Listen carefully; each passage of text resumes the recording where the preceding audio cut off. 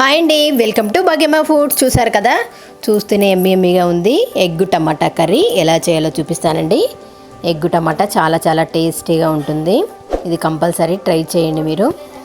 ముందుగా మనం కొడుగు టమాటా కర్రీ తయారీ విధానంలో ముందుగా మనం టమాటాలు కోసి పెట్టేసాం. ఉల్లిగడ్డలు కూడా పచ్చిమిర్చి అన్నీ కోసుకోవాలి.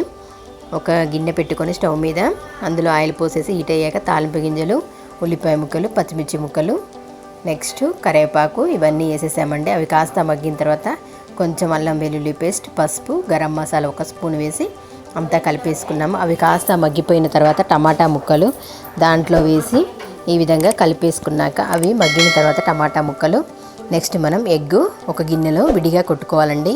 ఎందుకంటే ఒకవేళ ఎగ్గు ఖరాబ్ అయితే మనకి టమాటాలో వస్తాం కదా, కూర అంతా ఖరాబ్ అవుతుంది. కాబట్టి ఈ విధంగా విడిగా వేసుకుంటే ఎగ్గు ఖరాబ్ అయితే అది మాత్రమే తీసేసుకోవచ్చు కదండి. అందుకని ఈ విధంగా చేశాను. ఓకే అండి, 2 ఎగ్స్ వేసాను. వేసిన తర్వాత ఇప్పుడు మూత పెట్టేయాలి, సిమ్లో పెట్టుకోవాలి.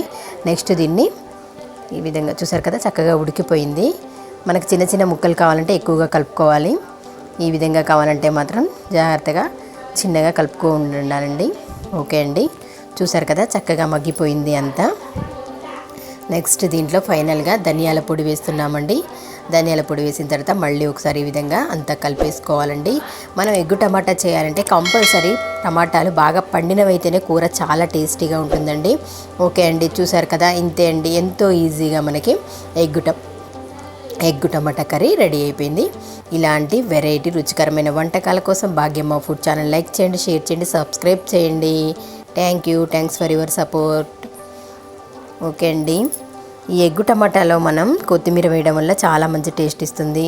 ఓకే అండి, బాయ్ అండి, థ్యాంక్ యూ.